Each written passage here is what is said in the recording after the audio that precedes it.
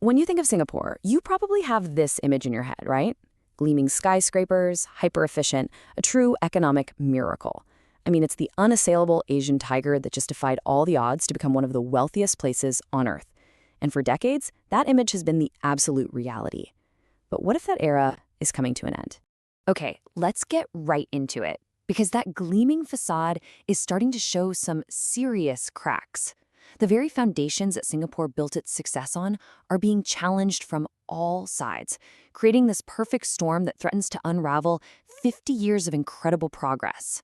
So that's the big question we're digging into here. How did a nation that's celebrated for its incredible long-term planning and just flawless execution find itself in such a tough spot? Well, the answer is a complicated mix of problems, coming from both inside the country and from the outside world. And it really all comes to a head in 2026. This isn't just one single issue. We're talking about a crisis on multiple fronts. The best way to think about it is like a siege, where the walls of Fortress Singapore are getting battered from every single direction, all at the same time. And here is the first piece of hard evidence of that crisis. Just look at this drop.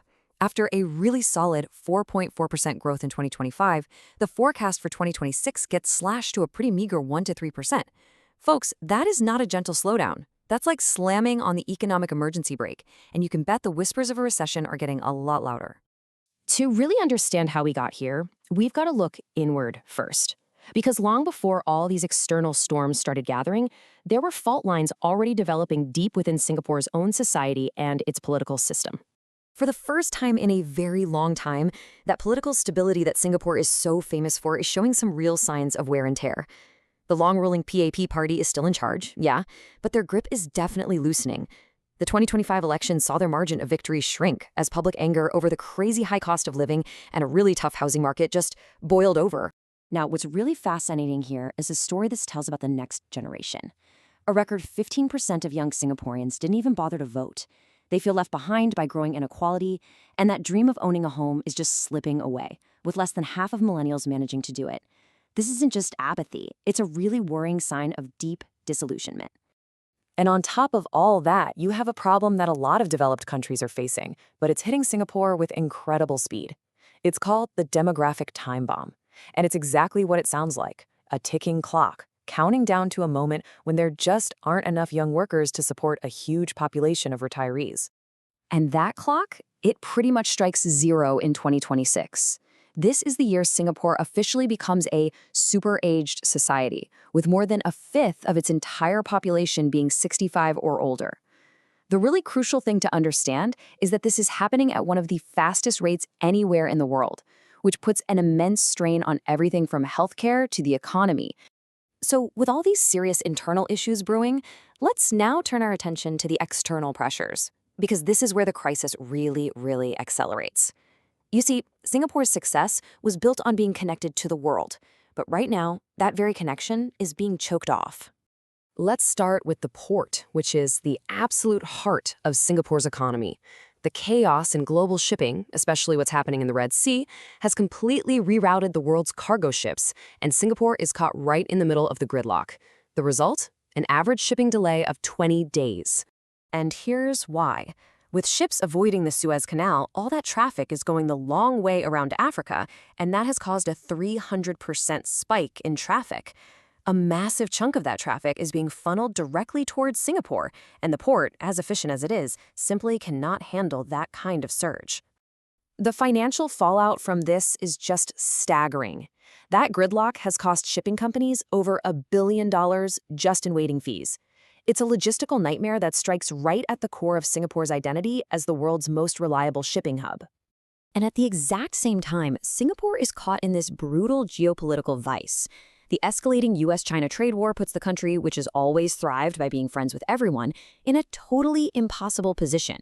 It's not a neutral middleman anymore. It's caught in a tug of war, and investors are getting nervous. Foreign direct investment is already down 12%.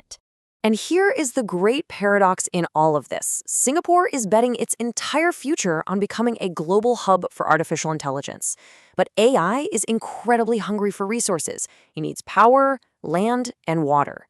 Those are the three things Singapore has the least of. So its biggest high-tech dreams are literally running into physical, real-world limits. So while Singapore is struggling with all these crises, both at home and abroad, a new threat is popping up right on its doorstep. For the first time, its neighbors in the region aren't just catching up, they're actively taking advantage of its weaknesses. This slide just lays out the new reality perfectly. On one side, you've got Singapore dealing with super high costs and these hard limits on its resources. And on the other side, you've got neighbors like Malaysia and Indonesia who have exactly what Singapore is missing: tons of resources, much lower costs, and a real hunger to compete. And the numbers? Well, the numbers don't lie. Just look at these projections for 2026. While Singapore's growth is stalling and its exports and investments are actually falling, Malaysia and Indonesia are surging ahead on every single key metric. This is not some distant future threat. This is happening right now. So all of this brings us to the final and most crucial chapter of this story. Singapore is truly at a turning point. It's facing a very stark choice between a radical reinvention or a slow, painful slide from its position at the very top. And that's the question on everyone's mind, isn't it? When you're facing this kind of unprecedented siege, how does the Lion City even begin to fight back? Do they have a plan? The answer is yes, and it is incredibly ambitious. It's called Forward SG 2.0, and you can think of it as a 5-front war plan. They are trying to tackle every single crisis all at once. Diversifying trade away from China, doubling down on port automation, spending billions to solve that AI energy crisis, reforming immigration to fight the demographic decline, and even finding new ways to collaborate with the very rivals who are challenging them. Ultimately, when you boil it all down, it comes to this: the Singapore of the past simply cannot survive in the world of tomorrow. The old model is broken. This statement just captures the stakes perfectly. There's no middle ground here, no muddling through. And that leaves us with the ultimate question. Singapore's very existence is a kind of miracle of planning and execution. The challenge now is to do it all over again, but this time against even greater odds. Whether the Lion City has another roar left in it, well, that's a story that is still being written.